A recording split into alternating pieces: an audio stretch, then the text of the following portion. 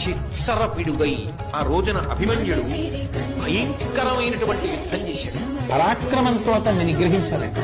కర్ణుడు వెనక నుంచి బాణప్రయోగం చేసి అభిమన్యుడి యొక్క విల్లు విరిచేశాడు. శల్యుడు, బాహ్లికుడు, అశ్వత్థామ మొదలైనటువంటి వాళ్ళందరూ కూడా అస్త్రశస్త్రాలను ఒక్కసారి ప్రయోగించడం మొదలుపెట్టారో రథం కూడా విరిగి కింద పడిపోయిందో.